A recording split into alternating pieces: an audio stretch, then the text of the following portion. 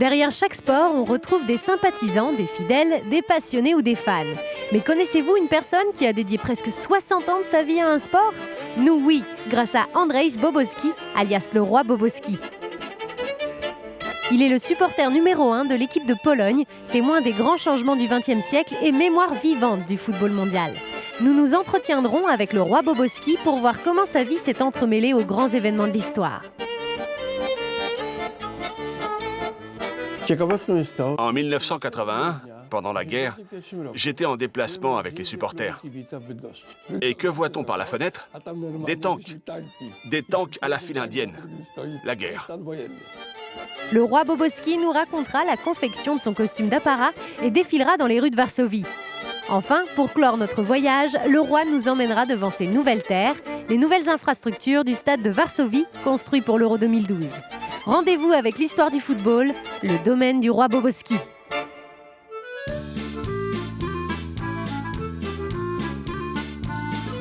Bienvenue en Pologne, une des plus vieilles nations d'Europe centrale.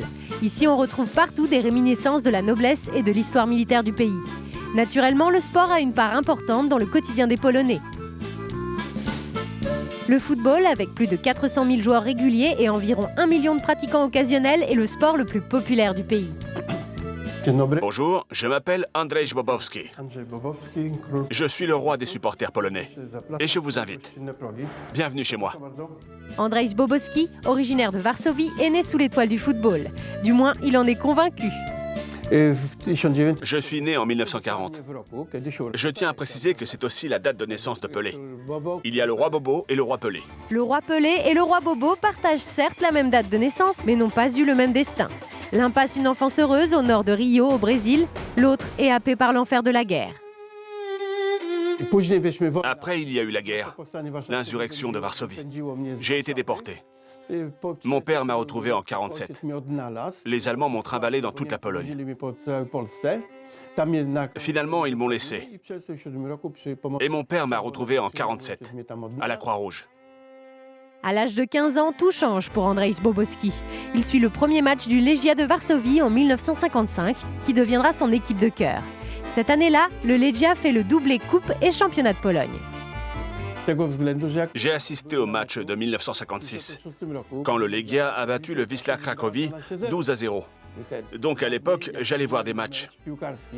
Combien il y aura de buts aujourd'hui? 3-1, 5-1?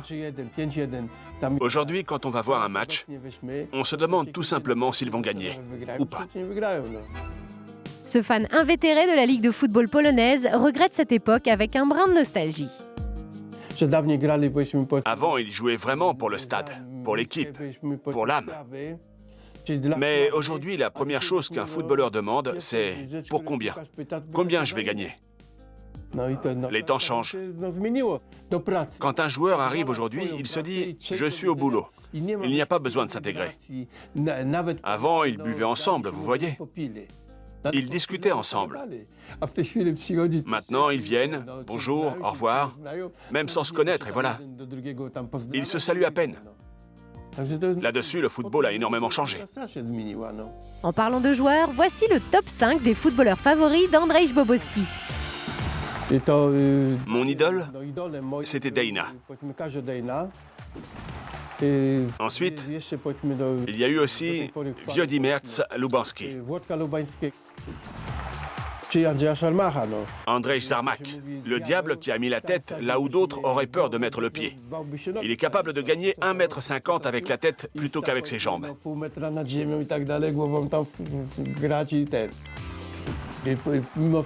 Boniek, à une époque, a marqué le plus grand nombre de buts et gagné le plus d'argent.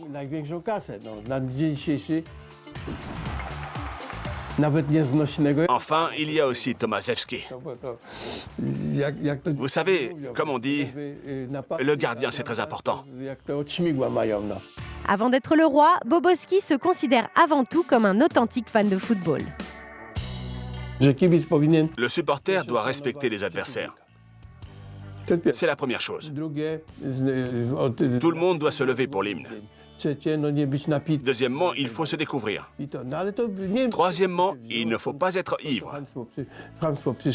Je ne sais pas d'où ça vient, Je ne sais pas d'où viennent ces gens, toute cette chienlit. Ils hurlent et après... Non, les gens ne savent pas se tenir. Moi, le foot, c'était ma vie. Eux, ils vivent du foot. Ils sont plutôt intéressés comme supporters. Vous savez, ils font des chemises, des écharpes, de la vodka, même de la drogue. Il y a des supporters qui donneraient leur vie. Il n'y a plus de culture de supporters. Boguslav Lobas, mécano et ancien directeur de l'équipe phare de la Liga de Varsovie, évoque la place importante tenue par Boboski dans le football polonais. Andrei? Oui. Je vais au match depuis plus de 40 ans. Avant, il n'y avait pas de club de supporters. Le Legia avait des sympathisants. C'était une pléiade de petits groupes indépendants de supporters qu'Andrei supervisait. Et j'y suis allé directement. Pas au match, mais à une réunion de sympathisants. Nous avons fait connaissance et malgré notre différence d'âge, nous voyons le football de la même façon, tout comme le fait d'être supporter. Et voilà comment est née notre amitié. Andrzej Boboski a vu 227 matchs de son équipe nationale et vibré avec eux dans ses plus grands moments. Andrzej représente l'essence du fan. Il est d'abord supporter inconditionnel de son équipe nationale, mais son amour du football lui a fait dépasser cela et suivre les matchs des plus grandes nations du ballon rond. Brésil-Argentine. J'ai vu au moins 30 fois ce derby, si j'ose dire. Et j'ai dû voir les Allemands plus de 40 fois. Plus de 40 ans plus tard, le roi Boboski souhaite nous amener sur le terrain où il a effectué ses premiers pas dans le football. C'est notre voisin préféré.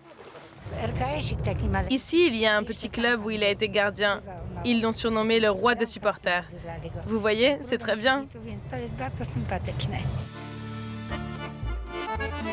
Ce passionné a arbitré plus de 500 matchs amateurs et collectionne tout ce qui touche de près ou de loin à son sport favori. Sa compagne, Barbara, qu'il vient de demander en mariage, le confirme. C'est sa passion. C'est très bien, il a raison. Il y a peu de gens comme lui, ouverts sur le monde et sincères. Il fait partie des gens francs, des gens ouverts, et je l'apprécie pour ça. Il est très tendre, très agréable. C'est un homme responsable et très serviable. D'ailleurs, selon lui, son royaume ne devrait pas seulement s'arrêter à la Pologne. Je suis le roi des supporters polonais, mais je pourrais facilement être le roi des supporters mondiaux. En participant à 9 Coupes du Monde, Afrique du Sud comprise, j'ai vu et ressenti ce que les supporters argentins, uruguayens éprouvaient en me voyant. Ils s'inclinaient devant moi et me saluaient. Enfin, satisfaction ultime, le roi Boboski rencontrera à 5 reprises Karol Wojtyła, plus connu sous le nom de Jean-Paul II, le premier pape polonais. Comment Andrzej Boboski est-il devenu le roi Bobo, le roi des supporters polonais? L'intronisation s'est déroulée à des milliers de kilomètres de son royaume en 1978 durant la Coupe du Monde en Argentine. À l'aéroport de Buenos Aires, grâce à son bagou, il parvient à sortir un journaliste sportif polonais de l'embarras. Et le journaliste de football me dit « Bobo, c'est pas possible. Toi, tu es bien né. » On se retrouve à une soirée et Bogdan Tomaszewski a des problèmes avec la diète, c'est-à-dire le parti. Je lui demande ce qu'il veut, je demande à quelqu'un de le servir. Il a été servi et il me dit « Vous savez, monsieur Andrzej, pour moi, vous êtes le roi des supporters polonais. Les journalistes l'ont approuvé, c'est resté. » En Argentine, le roi Bobo s'est de nouveau trouvé un autre point commun avec le roi Pelé. Pelé a fini sa carrière en 78. Moi, j'ai commencé la mienne en 78. Non, lui en 77 et moi en 78. Au centre de presse, j'ai rencontré Pelé. On était côte à côte. Et je n'ai pas eu son autographe. Mais j'ai quand même eu un petit truc imprimé. Depuis 1978, il s'est déplacé à travers le monde grâce à la Ligue nationale polonaise et l'un de ses amis, le diplomate Mirek. Andrzej Boboski est l'ambassadeur parfait et reconnu. En route pour la Corée, le célèbre Mirek me dit « Il te faut une couronne et une cape. » Le jour du départ pour la Corée, Mirek m'a dégoté une décapotable. Je roulais comme un président, entouré de cascadeurs. On a fait du bruit, tout un cirque, un orchestre, un chanteur célèbre qui chantait a cappella, des supporters. En montant dans l'avion, je me suis dit, c'est sûr, je pars en Corée. Cet été, le roi Boboski aura un rendez-vous qui sera l'apogée de son règne, le championnat d'Europe de football en Pologne, chez lui. À l'occasion de cet événement attendu par tout le peuple polonais, et plus particulièrement notre roi, Andrzej s'implique encore davantage. Nous l'avons accompagné lors d'une conférence de presse tenue au Comité olympique polonais. Nous sommes au comité olympique où se situe le siège polonais de l'Euro 2012. C'est un organisme d'État qui dépend du ministère des Sports et qui coordonne tous les préparatifs pour le championnat d'Europe 2012.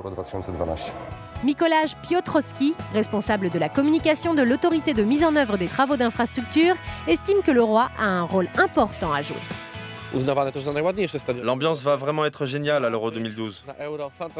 Bobo, le roi des supporters, est vraiment l'exemple même de cette atmosphère bon enfant que nous aimerions installer pour l'Euro 2012.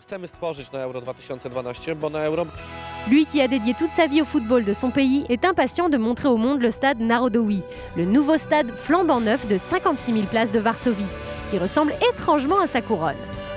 Nous nous trouvons ici devant le stade national à Varsovie, construit sur l'ancien stade. Ici auront lieu les matchs de l'Euro en 2012. Peu importe les résultats de son équipe nationale, cet amoureux du ballon rond essaiera d'assister à tous les matchs. Oui, c'est un vrai supporter. Il ne fait pas semblant. On n'a pas de gens comme lui en Pologne. Vous saviez que chaque sport réunissait des sympathisants, des fidèles, des passionnés ou des fans? Mais vous ne vous doutiez pas qu'une personne puisse consacrer près de 60 ans de sa vie à un sport. Andrzej Boboski, alias le roi Boboski, supporter numéro 1 de l'équipe de Pologne et mémoire vivante du football mondial, a partagé avec nous son extraordinaire parcours et son incandescente passion. Pour terminer notre parcours, le roi nous a emmenés devant sa dernière et plus grande fierté, le nouveau stade de Varsovie qui accueillera le premier match de l'Euro 2012. La passion du roi Boboski pour le football n'est pas prête de s'éteindre. Souhaitons-lui de continuer de faire partager sa passion au plus grand nombre durant encore de nombreuses années. Longue vie au roi!